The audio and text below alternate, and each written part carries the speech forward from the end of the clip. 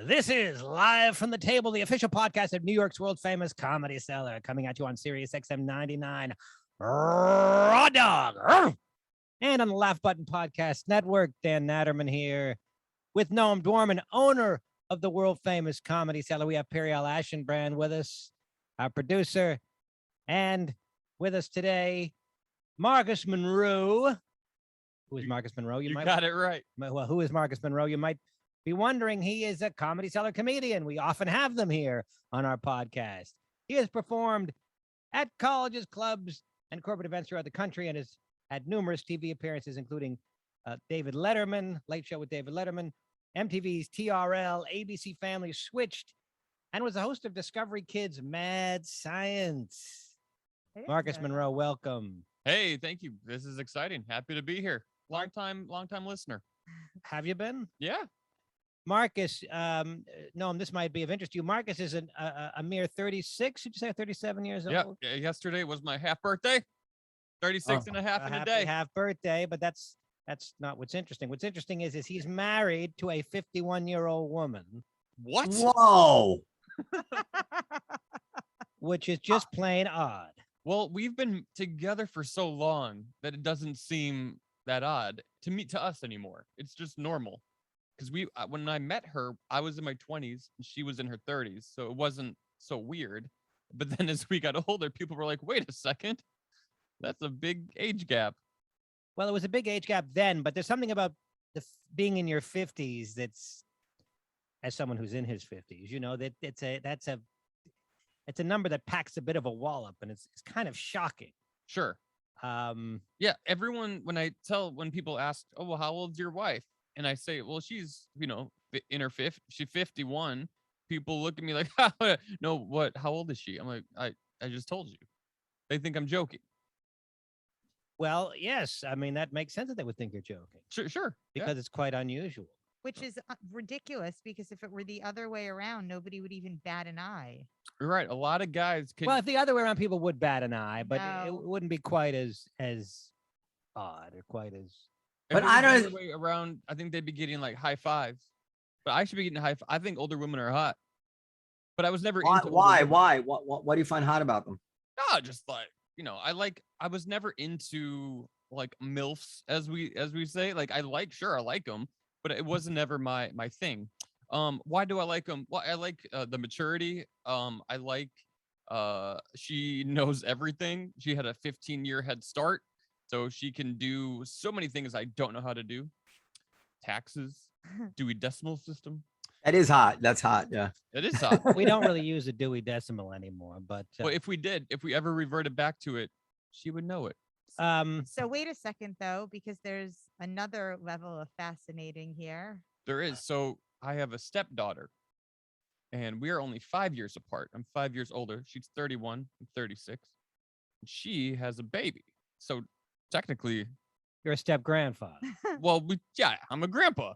For the kid, doesn't know any other grandpa but me. So, Well, what about the kid's real grandpa? I mean, we don't talk about him. Okay. Yeah. But I mean, yeah. So we don't want to talk about him. Of course, we want to talk about him when you say something like that. What's the matter with the kid's real grandpa? Oh no, I mean, so like it's my wife's ex, so we just, we always just shit on the guy. It's kind of just tradition. But what about you having your own children? We tried to do IVF. It was a no-go. So I think we're just happy being grandparents at the moment. And we are talking about fostering. Of course, if you have to do that, I live in New York City, you have to have, a second bedroom, which we're lucky enough to have. We were doing that right before the pandemic, and then all these foster agencies had to shut down because they weren't going to give kids out during the pandemic. Which, although to me, it seems like a great opportunity because these kids need to be safe, need to have loving homes. So my wife grew up with a lot of foster kids in her house when she was a kid. And so I thought it would be good to foster a kid for a couple years or so. And then if we found a kid that we fostered, that we fell in love with, then maybe look at an adoption situation. Well, would they allow somebody to adopt at 51 years old? I mean, you're in the running, but Sure. I don't know what the rules are for adoption. Yeah, well, you can look. I mean, yeah, I think if you, I understand what you're saying. I mean, think she's not 151. Well, if she's going to be, by the time they're talking about adopting a kid, falling in love with the kid, and by Well, that time she's so 55 years old, I- and I'm the judge or whatever it is, and I'm saying, well, I got this couple and another couple that want to adopt, and they have to. sure. Yeah, I think, a lot of single people are able to adopt kids. So I think if you're married, it doesn't hurt, especially we've been married for 8 years. So I think that definitely helps. Also, Marcus, Dan is right that the judge might look askance on the fact that she's 51 years old, but that's of course mitigated by the fact that you're a comedian. Exactly. 100%. So, and also when we foster a kid, we're not talking about a baby. We'd foster someone a little bit older. So it would be like normal for them to have a parent a little bit older. Well, I tell you what, fostering an older kid, that is really, I mean, one has to. That's a bad idea, Marcus. Trust me, it's a bad idea. Oh my God. You think it's a bad idea? Fostering children is it's like Forrest Gump. You never know what you're gonna get, and more often than not, these kids. I mean, I feel bad saying this because they're unfortunate children, and our heart goes out to them, but it's a tremendous commitment, and it could be an overwhelming commitment. Well, fostering is not adopting. Fostering, you give it back if you want. Oh my God, you guys are insane. No, but you don't do it unless you're ready to really devote the time. No, yeah. I mean, Noam's right. It is a huge commitment. And this is something that it's a process to even get the kid. Like you have to go through classes and courses, and you have to be background checks. You have to be vetted. So if we were to get, and we did a few of those steps, but then COVID happened. So we're talking, even today, my wife was like, we gotta have this serious talk about if we want to do this. And I'm all for it right now. I think it would be a fun opportunity. And a lot of the fostering though is like, hey, we need you for a month. We need you to watch, to watch this kid, to be with this kid for a month, and then we could do short-term fostering to see if it's a fit for us and see if we want to continue with that. I mean, your wife obviously kind of took you in as a foster child, so she's probably. I know she'd have 2 foster kids at this point. Does she have like a good job? Has she got money? We're doing okay. Yeah, we do good. Well, I didn't ask if we're doing good. I asked if she's doing good. Well, so yeah, she's in healthcare, so we're good. It's weird to me that my wife is younger than your wife. It's amazing. All right, I mean, Yeah. listen. Yeah, I mean, my wife, I think like she doesn't look like 50. I don't even know what 50 looks like, but she doesn't look like it. She's people a lot of times don't even know there's a huge age gap when they see us together. So which is No, actually, I want to. I mean, some of the things I said kind of fell flat. I don't mean to say anything disparaging about it. I do find it fascinating, like man to man, when a man is attracted to older women. But 50 is still where depending on how a 50-year-old woman looks, can still look 30. I mean, can still look hot in the old-fashioned sexist sense of the word, right? Right. Sure. As long But, as you're here. But as they get older, when a woman really begins to look elderly, as it were, I'm not attracted to that. I had to be honest. It's hard for me. I'm not proud of that. I feel like it's beyond my control. But What do you mean elderly? Like when she has like a diaper and like a bedpan? I think I'm just getting myself in trouble. When a woman looks, You're already in trouble, so you might. When a woman looks like you would sooner ask her, do you have any grandchildren or do you have any children?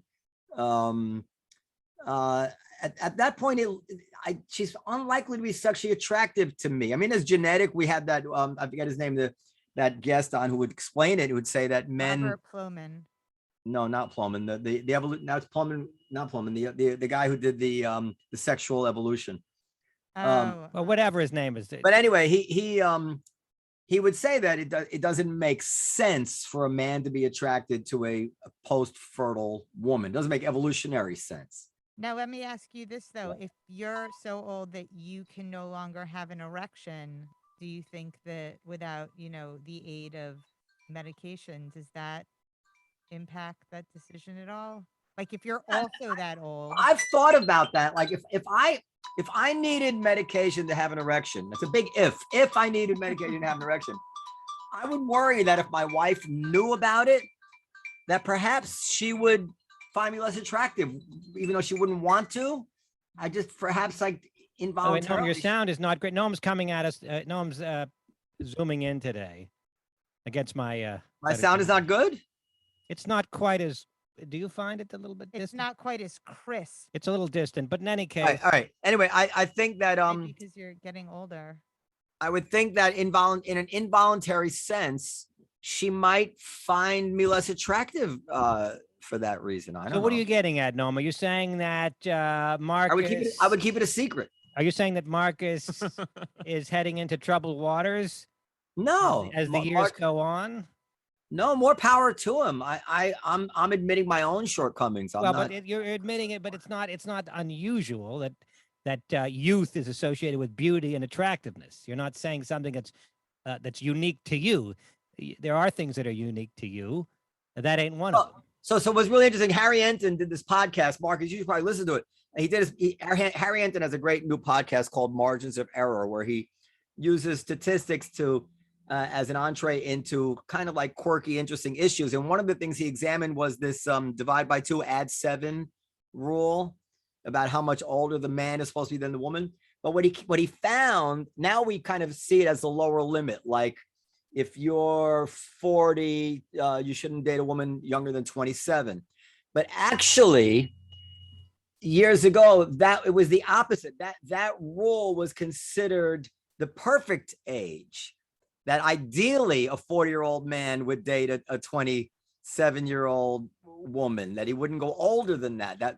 So for a very, very long time, it was expected that a man would be not just older, but significantly older than the woman. And that was considered to be the perfect pairing. All I know is in the movie Gone with the Wind, Rhett Butler was in his 40s. The character was, I think. Yeah. And Scarlett was supposed to be 16 at the beginning of the movie when she first laid eyes on the dark-haired stranger from Charleston. So maybe they need a double warning. Now they have a warning on that movie now about the racial aspects. Maybe they need a double warning on that movie for the. Yeah, I mean it really. But I don't know. But I don't think that was considered scandalous at the time. I don't know. There's also a lot of cases of just old guys. You know, you hear these cases of like this old Civil War veteran that married a 16-year-old and like she's still collecting a Civil War pension and as of 2010. but you know, listen, my mother was 19 when I was born, so you know, I And how old was your father? He was 29, I guess. All right, well, no. He was 30. No, he was 31. He was 31. My mother's parents were about 11 years apart, and I thought when I was little, I thought that was unbelievable because when you're a little kid, 11 years is a long time.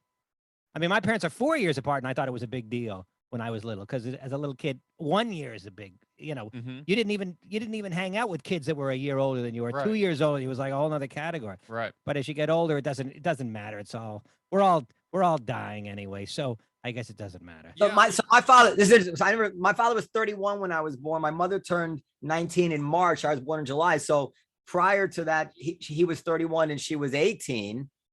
And then the year before that, he was 30 and she was 17. And so you know, it's getting a little risky there, but and that wasn't 16. Were they together then? But that wasn't scandalous either. And it was just like a couple of years ago that Jerry Seinfeld was dating a 17-year-old, wasn't he? Yeah. I don't think he likes to talk about that too much. But I love the way Perry was like, oh God, shaking your head like, oh no. It's like we've heard about this. I'm shaking my head because when it's the opposite, nobody bats an eye. Like if yeah, because it's very unusual what Marcus is doing. Of course, people are going to bat an eye when somebody's doing something that nobody does. I don't know if nobody does that. I don't know if nobody does it. No, very few people. It's exceedingly rare. It's true. It is a rare thing, and I get it. But I'm so happy with with my marriage, with my love life, like with my. You know, it just dawned on me. You sound like Pete Lee, and he's from Wisconsin. Yeah, and I love Pete Lee. Just a couple of hicks. Hey, no, I love her. Wouldn't change anything. I wouldn't want her to be any younger. Definitely not any older, but I think we're in a good place, and it's a beautiful thing. Like I've dated girls my own age, had serious relationships with girls my own age, a little younger, a little older, and I met my wife. And I was like, speaking of older women, younger men, this is a good lead-in to a story this week that I doubt Noam has any interest in, but I like it.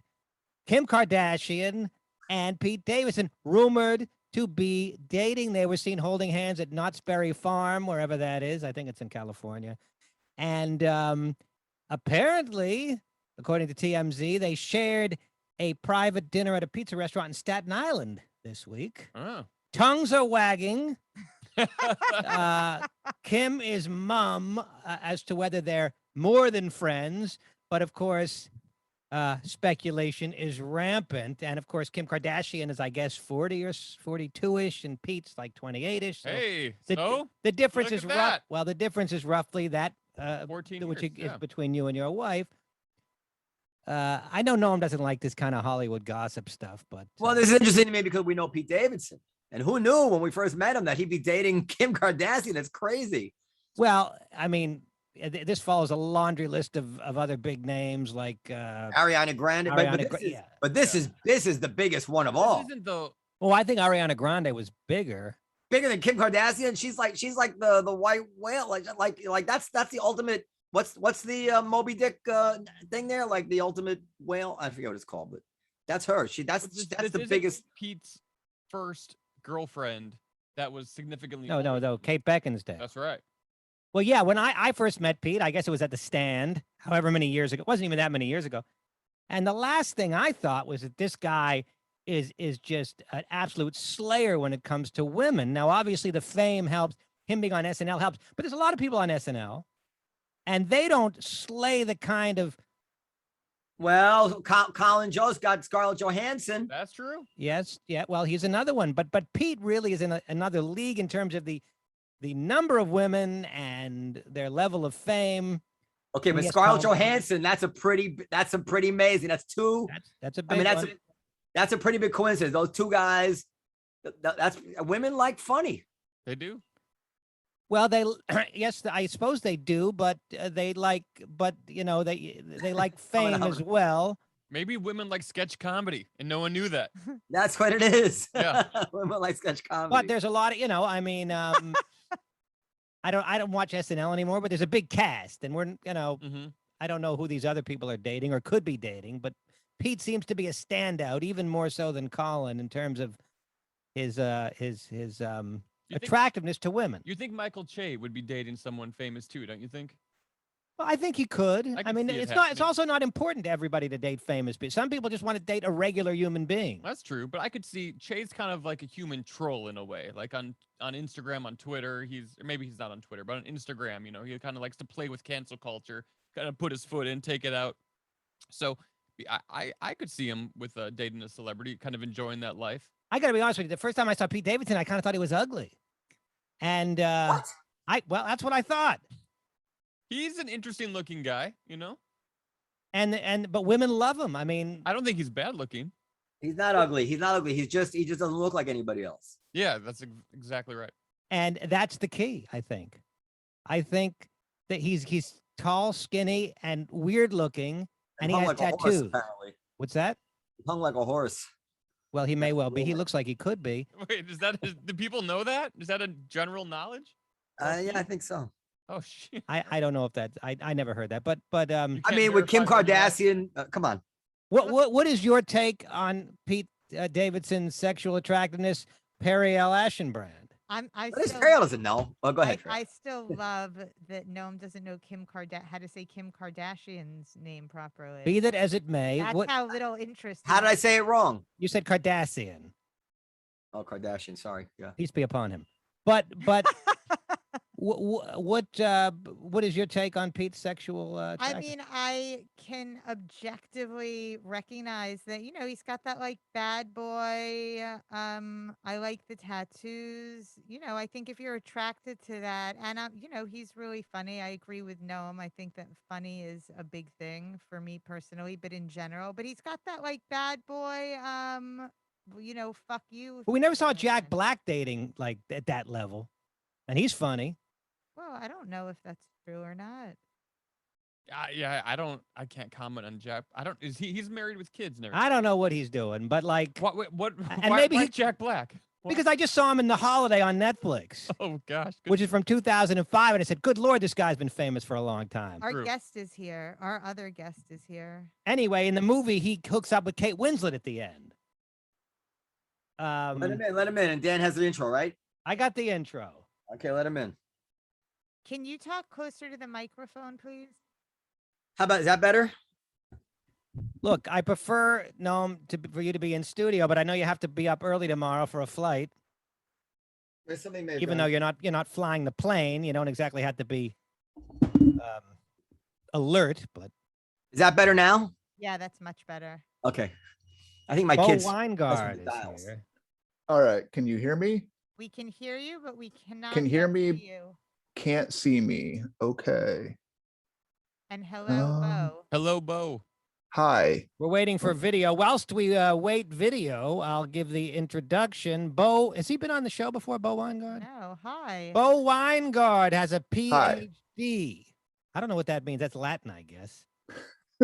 All these years, I Very pretentious. never bothered to Google what PhD was. Philosophy of doctorate is something. Isn't Doctor it? of philosophy, technically, but it's But actually. I'm sure in Latin it means like, philosophy is doctorum or something of that nature.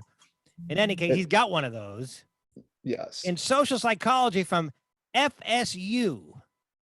That That's is Florida correct. State University. He is an essayist who is interested in evolutionary psychology. Well, who isn't? Philosophy and literature. Please welcome to our podcast, Bo Winegard. Bo, by the way, I'm Dan Natterman. I'll just do some brief intros. At Noam Dorman. He All right. owns the Comedy Cellar. Periel Right. Ashenbrand is with us. She's our producer, but she chimes in too. And Hi. Marcus Monroe, he's 37. He's married to a 51-year-old woman. Evolutionary psychology. Everything you've said has been proven wrong by Marcus Monroe. Yeah. Well, yeah. Well, actually, we might as well start with. What do you think about? How likely is it that a 37-year-old man would be 36. You 36? Sorry, take it easy. Would be attracted to a woman in her 50s? I would predict that would not be the common pattern in a society, but there's no reason to think that there wouldn't be anomalies. There you go. But rest You're an assured, anomaly. anomaly. Take But this also, outside, sir. We He met- called you an anomaly, Marcus. I think that's a compliment. Well, he- Is that a compliment? Complimentary, I have yes. to look that up when I get out of here. It's a But, it's a euphemism for outlier. Hey, well, we met, she was in her 30s. I was in my 20s. It wasn't like I fell in love with I just met her the other day. We've been together for 12 years. But from an evolutionary psychology point of view, obviously, we're programmed to be attracted to women with whom we can procreate. Is that not the case? Mr. Wine? On average, yes. So if you look at what men find the most attractive, you generally find women between, say, 18 and 24. But we also have Small this. Well, and then it gradually sort of declines. And I think you can see this if you took any. In my class, I used to take Sigourney Weaver, if you are familiar with her, the actress. Yeah. And I would take her and I found like photographs of her at 20, 30, 40, 50, and you kind of see a linear decline in attractiveness. Now, we also have a pattern of pair bonding. So we fall in love with each other and we care about and invest in each other for reasons other than just sex. What? So, Mr. Weingart, first You of can all, call him Bo, by the way. I've been off Twitter Yes, the last couple months, pretty much. But during COVID, when I was homeschooling my kids and I had nothing to do Yes. but sit in front of a computer, I used to read you on Twitter a lot, and I found you endlessly fascinating, commenting about the various things that were going on in news and cancel culture and people who got in trouble for talking about genetic differences between people and sex and trans. So I'm wondering where to start, but maybe I'll just ask you, what's your big issue right now? What are you thinking about the most and along these lines? Oh, yeah, it's a good question. I'm actually sort of stepping back from my interest in politics per se. And because it's such a mad world. It's very polarized. It's very frustrating. It's disconcerting to me. And I'm more interested in philosophy, human nature, psychology, etc. So I'm that's kind of what I'm working on. I'm more interested in, writing essays, but I have been reading some stuff about, for example, I'm reading Helen Joyce's book, Trans, which is an excellent book about trans ideology. So keeping in the controversial territory, but I did a lot of stuff on human variation. And then, I'm kind of backing away from that. It's painful. It's like banging your head against a wall at some point, And it can only get you in trouble, right? Yes. Yeah. What's your, go ahead. Sorry. Oh, I mean, it's not even so much the sort of getting reprimanded or I got fired in my case, but also it's just really frustrating because there's a lot of dishonesty. And I don't say that lightly. Like, there are honest people, of course, who disagree with me and disagree with me vehemently, and that's great. And let's have a debate. But there is just a lot of flat out dishonesty. Like, I talk to people privately who say something and they say something different publicly, and that's incredibly frustrating. It happens all the time. We've had that experience on this podcast time and time again, where after the show is over, they'll say the mic's off, right? Like, yeah. Right. Then they'll let out what they really, the unspun version of what they really believe. This is right. You should hear what I say about Noam in private. So what's your take on, and you, Marcus, jump in here. What's your take? What's your take on the Chappelle thing, the trans thing? What do you take away from this book on this trans issue? Well, okay, so I honestly haven't listened to, and this is incredible, but this shows my discipline and that I've moved a little bit away from some culture war stuff. I have not watched the Chappelle special, the last one. I watched the one just before that one.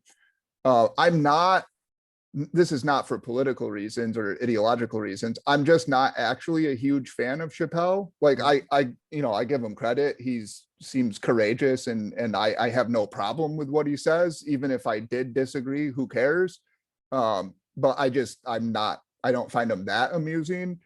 The trans issue, I haven't completely worked out my views on it. I think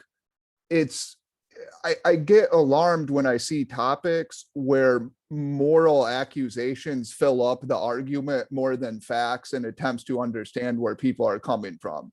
Right. So I do think it's a problem to insist that you have to say somebody that is a biological male is a female. So the quote, trans women are women, is either perplexing to me, or I don't think you should have to say that. That said, I mean, I'm all about, we should be tolerant to each other and respectful, of course, and I have no problem with that. And if somebody wants me to use a particular set of pronouns, I will use those pronouns. But I don't think you should force that on people or coerce people to say things that they don't think are true. And I don't think somebody becomes the other sex simply because they identify as that psychologically. And I think an interesting comparison, and this is something Richard Dawkins has got in trouble for, but it's a useful question, is what is the difference between somebody who says I'm Black because I identify as Black and somebody who says I'm a woman because I identify as a woman? I mean, what is the limiting principle? Or someone who says they're fat because they have anorexia. Yeah, I mean, I don't know. No, right. I mean that's like, but what I think we do a bad job of is separating factual statements from political statements. So right. the statement "trans women are women," and Periel, that's the woman in the mask there. Okay. She feels very strongly that trans women are women, and I'm always like, well. Okay.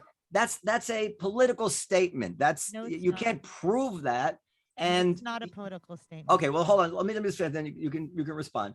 Okay. So there's a civil rights issue here, mm-hmm. which it seems to me we're all on the same side of, which is that trans people are fighting for the end of bigotry and acceptance and to be able to live their lives in the same way as any other person without having to compromise their own sense of what they are and have the same fulfillment that anyone else would have. So when we say trans women are women, I believe what we're doing is supporting that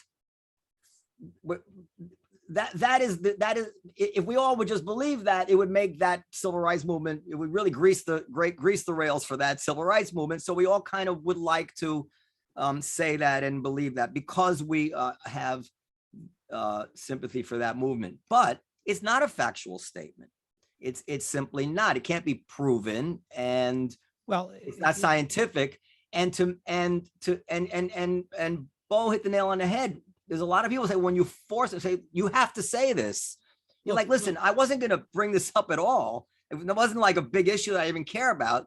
But now you're forcing me to say it. And in my heart, I don't really think it's true. And you can't prove to, I'm all ears. If you can prove to me that it's true, then I will say it. Look, but go ahead, Periel. Well, let Periel wants to say it. She's okay, looking but I for would math, caution so she Periel knows to she keep means it brief business. and succinct. Go ahead, Periel.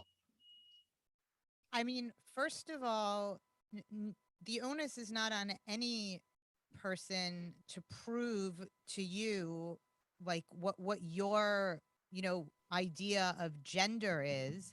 Of course, if they want me to repeat it, they have to prove it. Well, to me. I mean, maybe you're wrong and you don't understand what gender is, and you have antiquated ideas about what that may be, and you're considering biological sex the same thing as gender, which is A, not true, and B, like, why do you even care? Like, why does it even bother you? If I just said it. I'm gonna let Bo get it. It doesn't bother me at all. As a matter of fact, hold on, as you well know, behind the back of my trans friends, one of whom is very, very close, I use the correct pronouns. I speak about them as a she. I do everything because I mean, I've said it before. I think respect is very much something you do outside of somebody's earshot. The ultimate sign of respect is not what you do when you're in front of somebody, and it's how you talk about them and essentially treat them when they would never know what's going on. And I'm right. I'm not talking, but that's not the same thing as saying that I believe that trans women are women. Trans women are define women. define woman. What's the definition? And of I'm open woman? to it. Just prove it to me. That's all. What does that mean? Prove it to you. Okay, Can I well, get in, please. Yeah, go ahead, Dan. I mean, I've said this before. It's whether or not trans women are women depends on the definition of women, and that's all it depends on. Bo, what do you say? What is the definition of woman, and who gets to decide what the definition of woman is? Well, in biology, we can't even agree on the definition of unique. Some people say unique means the only one of its kind, and some people say unique just means unusual. In biology, we define it by the gamete. So females produce the larger gamete, and that's how it's defined in biology. But I'm a definitional pluralist. I mean, I don't think we have singular definitions for things in the world. But the reason that I think this is important is not because I want to be rude to somebody and say you're not X, even though you think you are or whatever. It's because important questions or important political and ethical ramifications follow. So for example, with sports, that yes, we're talking about a small amount of people, but it is true that there are various competitive advantages that biological males have. Now, if you say trans women are women, period, then that means trans women should be allowed to play in women's sports.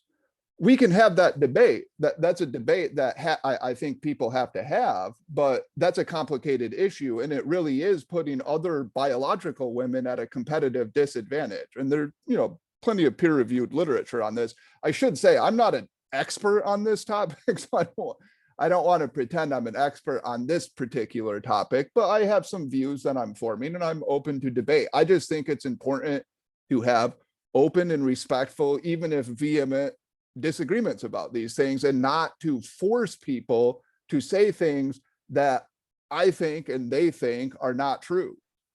Marcus, you say what? Yeah, Let me zoom. Oh, go ahead, Marcus. Go ahead. Well, I mean, I think if a trans person comes out and says, I am a woman, I think, okay, we should respect that, and they are a woman. The whole sports debate is a very tricky thing to talk about. Because I think a lot of people are going to say, well, I'm just going to say I'm trans so I can play women's soccer or something. And I think that's just filling the space with something that's not an issue at all. I don't think that's ever going to happen. But yeah, I need to educate myself more on the topic of like the whole sport thing. I don't really know. And I think that's probably the only situation though No, that I can well, Prison, oh, sure. Okay. prison. women's shelters, for example. Right. So Yeah. Well, okay. can I add another situation to that? And then I actually wanted to zoom it out for a second. But one thing that gets said, maybe it's by only extreme people, but if you believe the line, it's difficult to understand how you would distinguish it. You're supposed to, the logical conclusion of this is if you're a straight man, you're supposed to be attracted to a woman regardless of whether or not she has a penis. And that's where, to me, the whole thing just falls apart and becomes absurd. Although Periel, with all seriousness, said to me, "No, you're supposed to be. You're transphobic. If you'd mind the penis, you're transphobic." I'm like, well, yeah. If I thought a trans woman was attractive, and if I didn't know they were a trans woman, found out they had a penis, I would suck that thing until the sun came up. Like I wouldn't care. Like honestly, and I'm a straight male. You know, But would you? Apparently not. Well, no. If they were a pretty woman, hey, whatever. I don't care. A dick's a dick. I have one too. It doesn't matter. Well. Can I just tell you, Marcus? I'm kind of exactly the same as you. But it's if I go home with a woman and I find out that she actually identifies as a man, I don't care either. I'll still. There you go. Like if you're having fun, you're having fun. If you're pleased, I don't care if she's having the best. I don't care if she's having the best homosexual experience of her life. So go ahead, Bo. But you know, Noam is using the argument, whether trans women are women, to me, again, and I've said before, the truth or falsity of that statement rests on nothing more than how we define woman. Okay, words are defined by how they are used by society. Okay, it's not up to you or I to define a word. Can I zoom out for a second? The fact that you're not attracted to them is not how we define the word woman. I want to zoom out because I actually don't think we wanted to get into this particular. But yeah, we do this every week, so let's talk. No. But Periel used the word antiquated, and it immediately made me think of something that really bugs me. Part of the problem here is, first of all, the very conversation we're having, which is reasonable, could get people fired if they were having it in a different, and that is right. A huge problem because it's causing self-censorship on an enormous scale. I mean, enormous scale. But for instance, in another matter, so Barack Obama was against gay marriage, proudly, openly for a long time. And then one day he evolved and he's no longer against gay marriage. And then all of a sudden, anybody who didn't arrive at that conclusion on the very same schedule as Barack Obama now believed an antiquated notion. So this idea of antiquated can be very can be weaponized, you know, like you've come to the modern view on something, and now anybody who've left behind has become antiquated.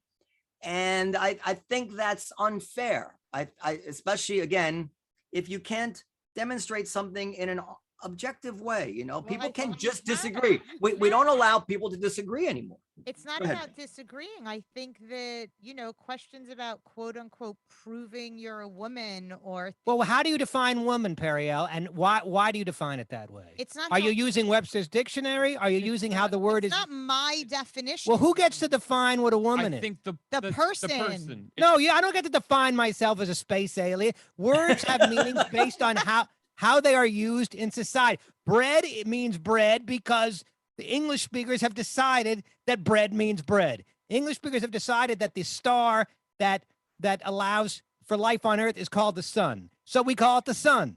Dan, you're underestimating. Periel actually just had something brilliant, because you can win any argument ever if you can simply redefine the words. Like you can. Yeah, I mean, I think that's a problem, right? And I've had this argument before, and they've said, well, actually, men can get pregnant if you define it this way. But then I could say, well, you're a wife beater if I define it as somebody who argues with their wife. So, like, yeah. I do think we should respect language to a degree and recognize that we have these definitions that mean something. I'm sometimes they change. Language changes.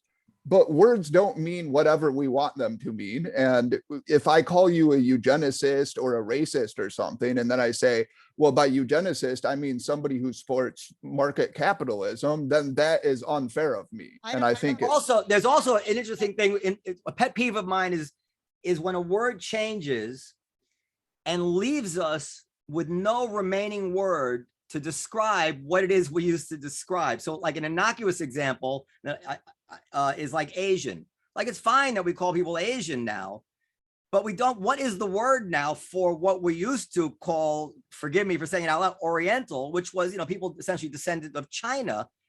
Asian, and it's like, well, Asian is much less precise. So now, so we didn't replace the word. We just kind of, now we describe something bigger, and now we are lumping in people from China with people from India and Pakistan, and they have nothing in common, but we don't include Israelis who are just as Asian as, so, but another example is the word racism, where we used to know what it meant, and now all of a sudden, no, you can't be racist if you're, you know, if you're this color and your hatred is of that color. And now, so okay, well, racism is currently defined as having power plus prejudice. I don't know if it was defined that way when we were kids. It's still not defined that way. You can't find that in any dictionary, but people will use that as a way to define away the problem. But so you're saying also, so you're saying that if the dictionary changes it, then it's okay. I don't think that gender like is about, nobody's trying to change. Again, we're off gender now. We're off gender. We're talking bigger concepts now. The idea of, well, you can go back to gender if you want, but I'm saying I don't think people are trying to like switch words up on anybody. It's like if somebody exactly what they're doing. If somebody but if you what gender they are, then that's what gender they are. You okay, but honest question. What if I say I am a black man? I identify as a black man. I've always felt that I was a black man. Who are you to tell me I'm not a black man? I would imagine you would tell me I'm not a black man. And then we would get into a complicated conversation about what's the definition of race or something. Presumably you wouldn't allow me to self-identify myself. And if I said to you, you have to call me that, you would probably find that offensive, right? Or you would say, I'm not going to because it's not true. Is that a fair statement? I just think that it's, you know, kind of disingenuous to put that on the table when you're talking about trans people. Yeah, but Bo, I would actually agree. I wouldn't use the word disingenuous, but I think no offense. I'm not trying to be. Oh, rude. no. I have a thick skin. You can, whatever. I like the debate. I would say the difference is that trans, I think we all agree, trans is a real thing. Sure, but it's real in that there's a lot of debate about the etiology. I don't really want to get into that, but you agree that it's real insofar as it's somebody who would be biologically defined as a female or a male identifying as the other sex, right? That's what we're talking about. Yeah, but I meant in the sense that I don't know if this is a direct answer, but I just want to distinguish what I see as the flaw in the analogy. That trans is, let's just assume for the sake of argument, it's genetic, but it may not be, but whatever. Sure. Okay. So it's an expression of a real physiological reality within the body.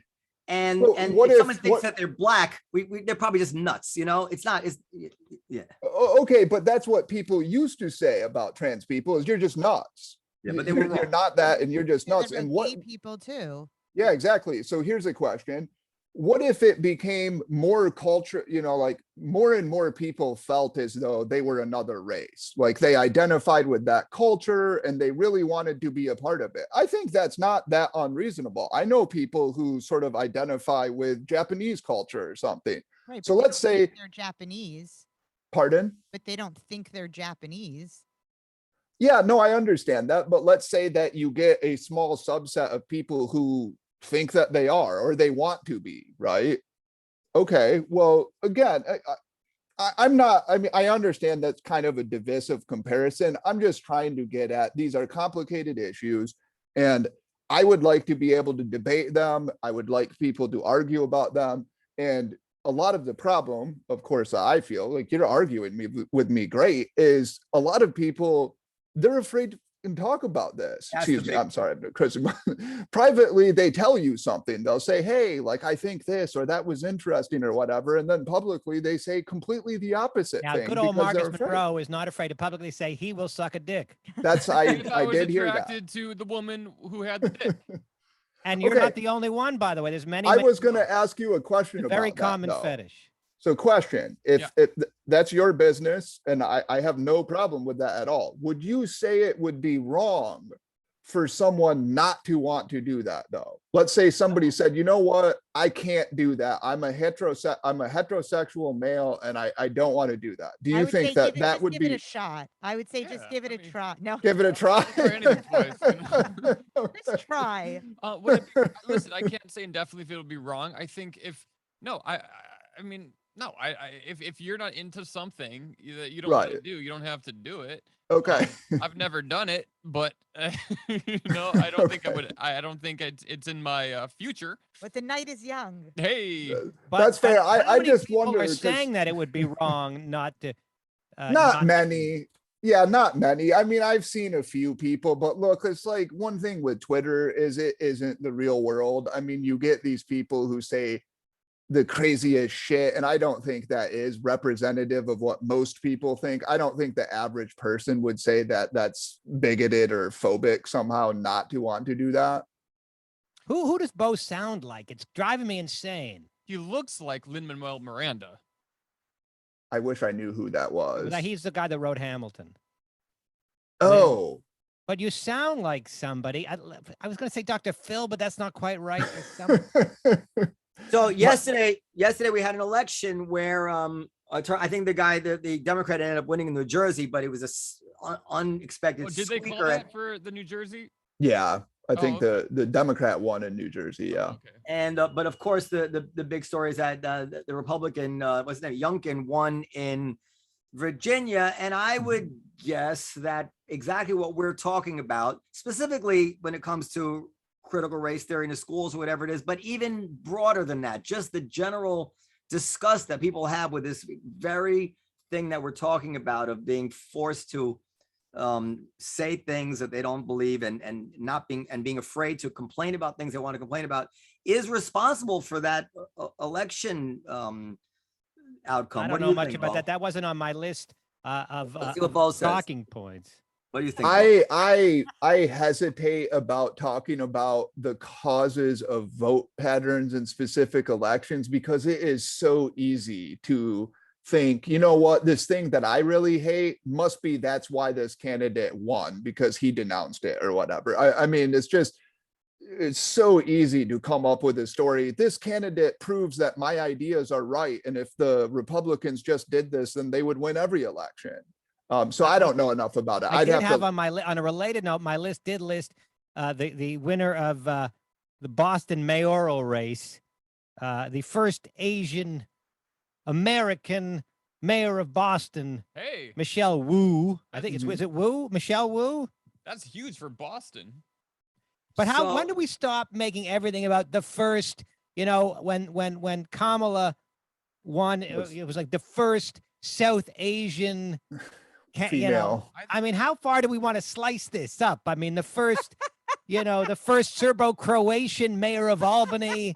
Yeah, hopefully soon it won't be a big deal. Like if someone Yeah. like gay Can or I something, just it won't matter. go back to just respond to what Bo said, and then we'll go back. So I think you're making a very, very, very, very smart point there, which is lost on most people, and that is to be very humble about attributing causation to two things that happen at the same time, or something that you believe turns out to be represented. And one example I thought about of this was the fact that this whole anti-vax thing. Of all the things Trump was, he wasn't anti-vax. As a matter of fact, he was, this was his claim to Mount Rushmore, was Operation Warp Speed, right? He loved the vaccine. And if Trump had been anti-vax, and then I tried to tell you, yeah, I see that his followers are anti-vax, but I don't really think it's because he's anti-vax. I think they would have been anti-vax anyway. You look at me like I was a fucking crazy person. Like, what are you talking about? Like, how?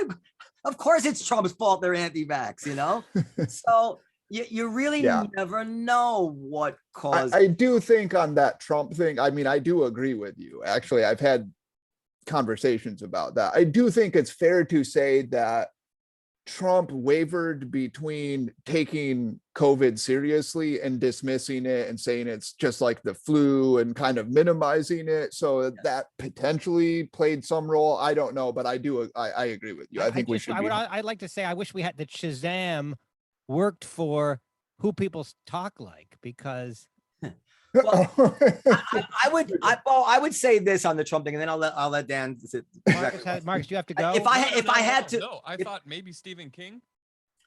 My students always said I sounded like a stoner, like a surfer stoner, Yeah, I get that. kind of. Well, you certainly do, but there's somebody specifically Like that a particular individual. Yeah, and I just can't. It's not coming to mind. So if I had to construct a rationale as to why Trump is responsible for the anti-vax, I would say that when he was tweeting things like "Free Michigan" and sowing the seeds of an anti-establishment mentality about the vaccine, that this just created a momentum, which just naturally kind of extended to, I'm not taking your fucking vaccine either. I'm not wearing your masks, and I'm not doing anything you tell me to do. Right. Maybe. I think something that people have pointed out, which seems true to me, is that Trump isn't really much of a leader. He's kind of a follower. He tells his base what they want to hear. He's not the kind of person who would come out and say, you guys all think this, but we need to do this instead. And I'm going to be a leader and I'm going to tell you the painful truth. So I think the fact is there was kind of already that sentiment that he was playing into. Like he realized that at least a zealous part of his base was kind of, I don't know what you would call that, sort of like anti-lockdown, anti-COVID is serious or something. Yeah. Well, and you can almost sympathize with. Listen, I'm extremely pro-vax with this whole show. We were very early. We're pro-mask. We're pro it. We couldn't be more predictable left wing about everything COVID. But it was true that people in certain states were having wildly different day-to-day experiences with COVID than people in New York, and they were naturally feeling like, why are you forcing this on us here? We have almost no COVID because Cuomo, blah blah blah. So, so I could see how it sprung up. It's just having said that, it's so weird that it became like everything has to be political, right? That's just it.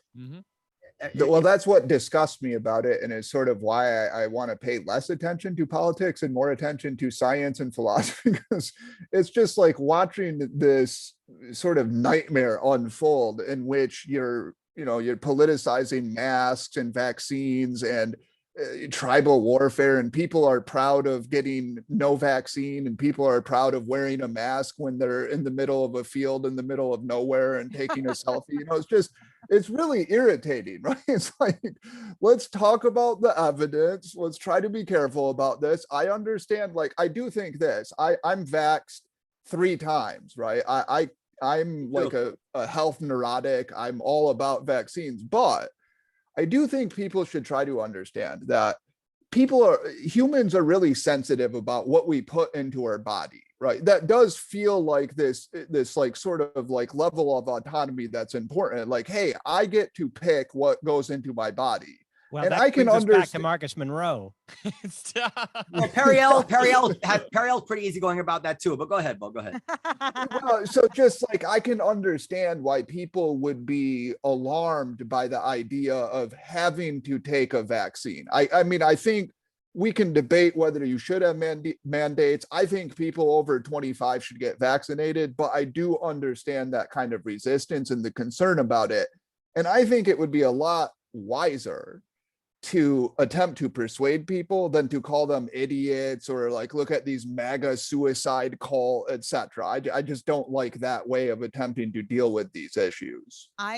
There's something disingenuous about the anti-vax movement, which is that they kind of lucked into the fact that the Delta variant was having so many breakthrough infections, and then they wrapped themselves around what is it was a legit argument, like, well, the vaccine doesn't really prevent infection that much anyway. So, but the fact is that at the time we thought that the vaccine shut down infections virtually 100%. they were still anti-vax.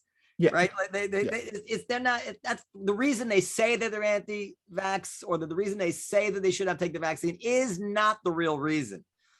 Nevertheless, they do have kind of a point about in certain contexts, especially vis-a-vis children, though. Although I'm going to get my kids, I think I'm going to get my kids vaccinated, but I get it. I get it. But also, isn't it like a little bit not true? Because first of all, they get a whole bunch of other vaccines, right? Like, there's they do. there's a small group of people that are like completely anti-vax and whatever, fine. But that, Mhm. and so they get all these other vaccines without even questioning it.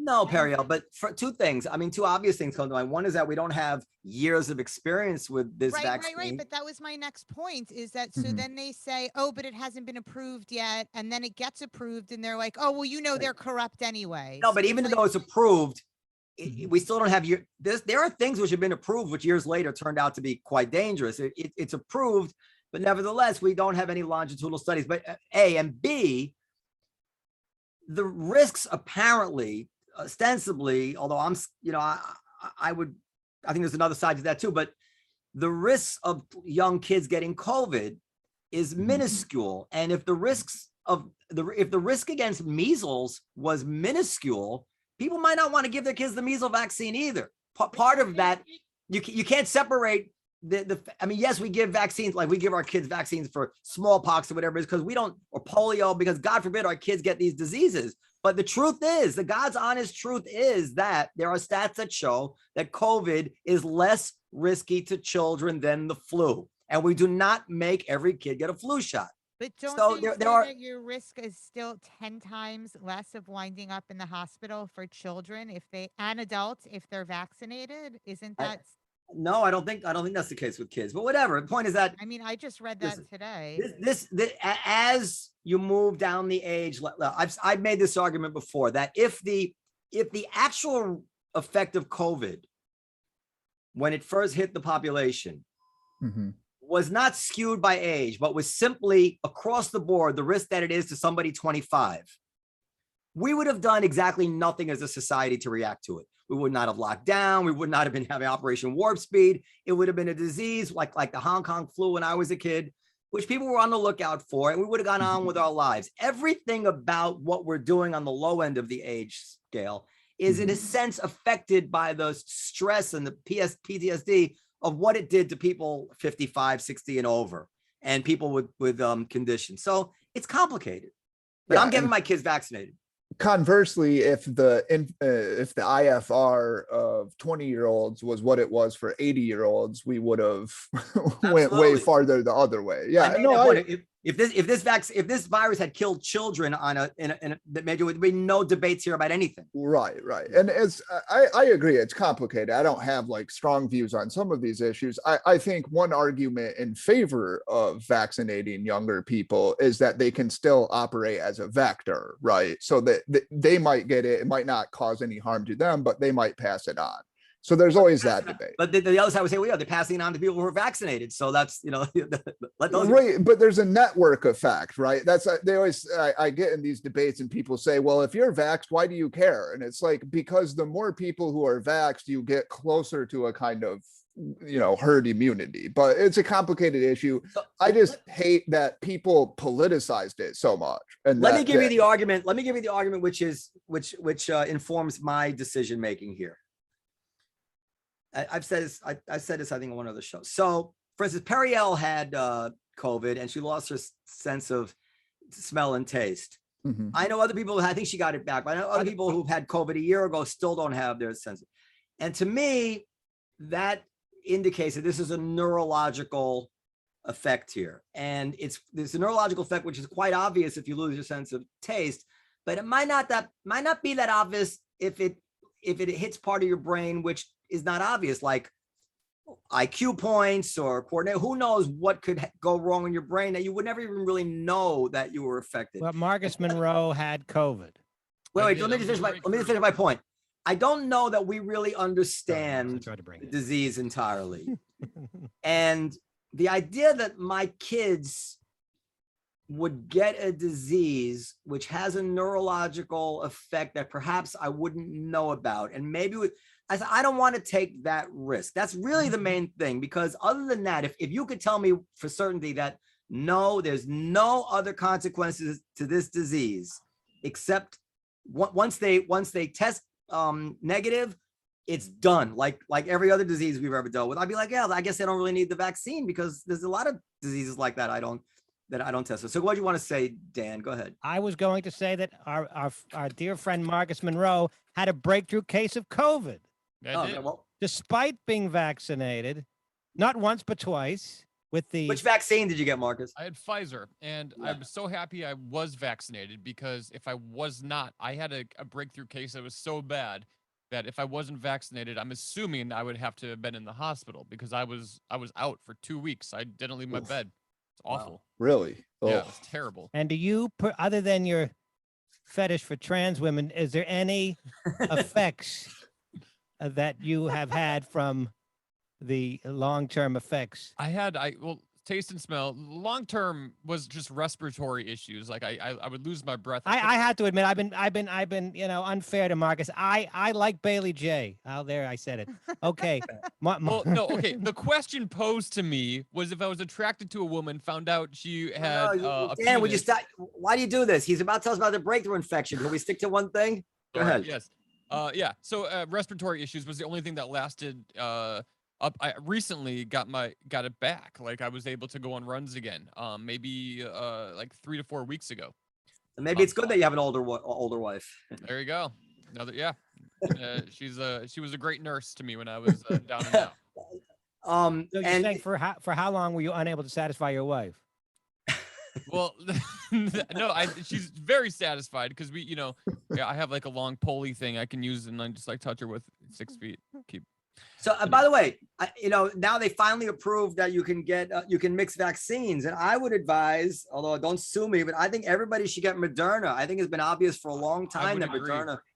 Well, I would agree. At first, I thought Pfizer was king. I thought Pfizer was the one you wanted to get, but I had got COVID. My wife didn't. She had Moderna. Well, Pfizer sounds like a king. King Pfizer. It almost sounds biblical. It does. It sounds better. But I got Pfizer. Moderna and then got It's like Pfizer for King my Cyrus. booster. You got Pfizer for your booster. Now that's Yeah.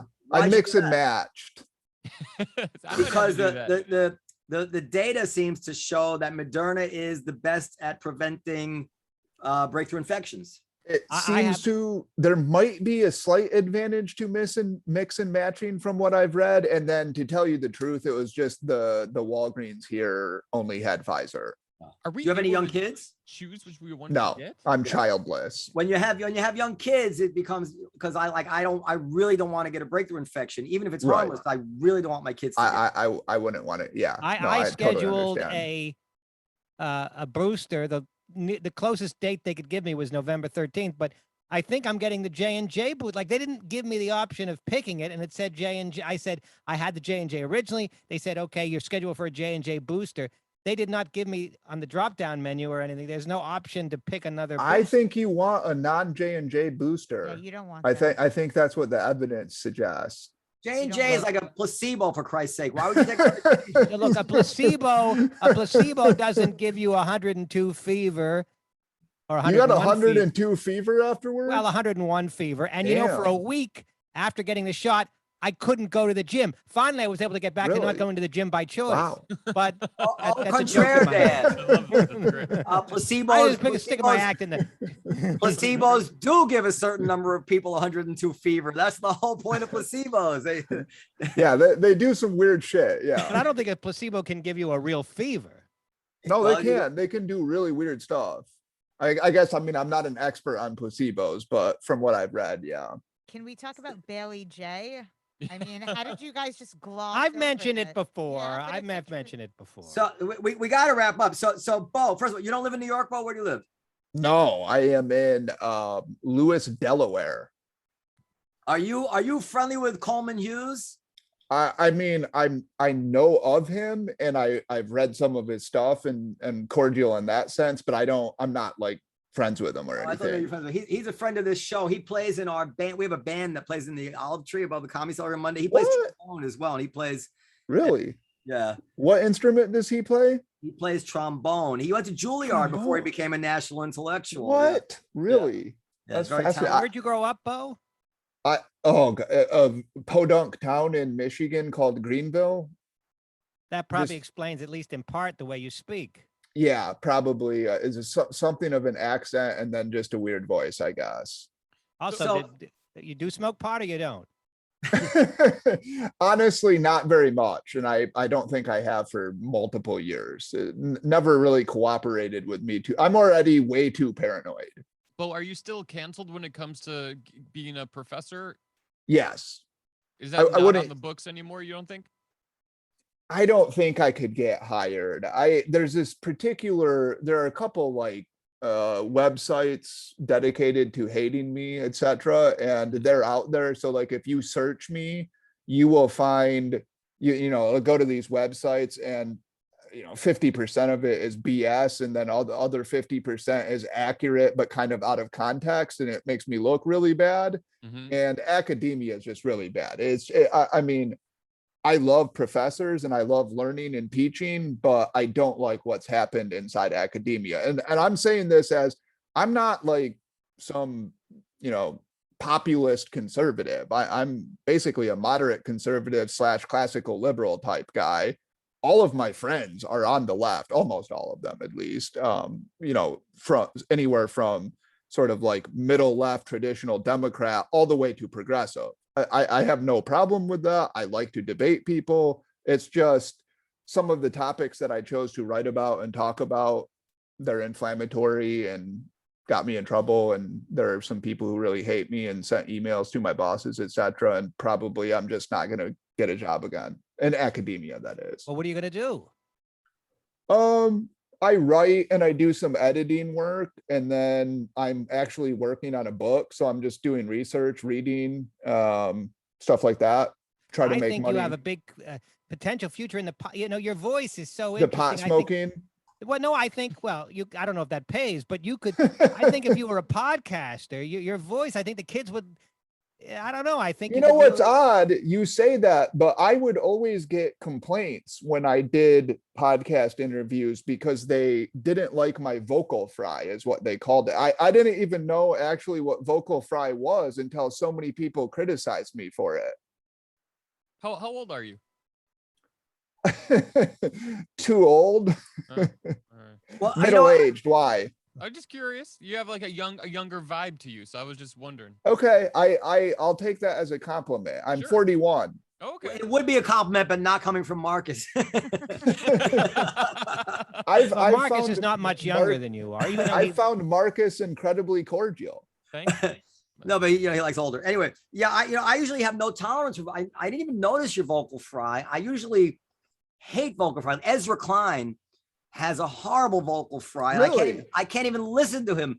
But I don't find your vocal fry an affectation. But usually I do find it to be affected. I can't. Like it's kind of like a put on, like I'm going to sound a certain way. Yeah, like I feel like if you went back in time with these people, there was a time when they had no vocal fry, then they fell into a different group of friends and they came out with it. Fry, Yeah.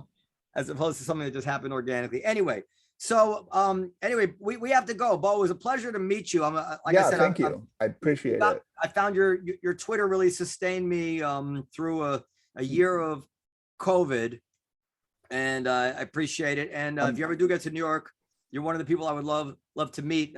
So we could speak frankly. At the table. Absolutely, great. Did you ever? Did what's his name? What's his name? That guy from Yes, he was in town at City Winery. No, he didn't come. Rick Wakeman. Rick Wakeman. Yeah. I appreciate talking and meeting. What's everybody's name? Marcus just so I can Monroe. get it before I go. Okay, hi, hello. Dan Natterman here in the middle. All right. Periel Ashen Brand. Periel, you're the one who right. sent me the emails, Periel, right? Correct. Okay. I have Noam Periel. Dorman via Zoom. Let me say, Periel, that I know you disagreed with my views, but I appreciate the back and forth, and that's all that we can do is try to have a debate. And I don't care if it's vehement or not. That's what we should do. Absolutely. Yeah. Periel is a rare breed of woke person because she actually doesn't mind people who say the things that she hates. She's a woke person who believes in debate. Yes, she's an Great. odd duck, and that's partly because her husband is a pretty right wing guy, and I That think is she just so has, ridiculous. He is not a pretty right-wing guy. You love to say that because you know it fucking enrages me. but it's couldn't He's be more. more conservative on like certain political issues, I would say, namely the Middle East, than I am, but he's wildly liberal for everything social. Nah. Anyway, not so much. I mean, I don't know if he would suck a girl's dick, but shy of that, I'd say Well, he's that's pretty not liberal. that's not a political position. Honestly, can say I didn't think that was a topic that was going to come up. Well, that's the joy of the show. It's I really my stand by fault. that Paul. statement, by the way. I don't think it was wrong. I I'm think with if you're you. attracted to somebody, who It's cares? neither right nor wrong. It's you're not alone. And it's neither right nor wrong. It's just your proclivity. And who knows if Bailey J and I ever got together, what would happen? But Maybe Well, we Dan, should try to get her just- on the show. On the Bailey J thing, what Who you is do? Bailey Bailey J J? is a really hot trans woman. Okay. Super hot. And, Okay. and also has an attractive personality. So Dan, well, I don't know if she has a penis or not, well, but she certainly does. Oh, all right. So Certainly then, does. I mean, if she Um, didn't, she wouldn't be famous because that's what sets her apart in the porno world. I see. Okay. I She's a should porn say a actress. penis wouldn't be my Ah. first choice of what would be under there. You know, I'm not hoping for that. Marcus, don't walk it back, Marcus. No, Believe no, me. I'm not walking. I'm Sounds like a walk back to no, me. no, no, No, definitely not a walk back. check me out, Definitely not a Marcus. walk back. I'm not a walk back type of guy. Anyway, Wouldn't be my just first be choice. happy. Listen, there was a short time ago when the person on the podcast who admitted that they would suck a woman's dick is the one who would have been committing career suicide, and the person who was saying That is true. So and as much as Yes. I might disagree with certain things, that is, I think, a good I direction for 100% society. agree. Yeah, I mean, it is Totally nice. agree. Yeah. Well, it's also a good portion of Jim Norton's act. Well, it is. Yes, it you is. know. You're right.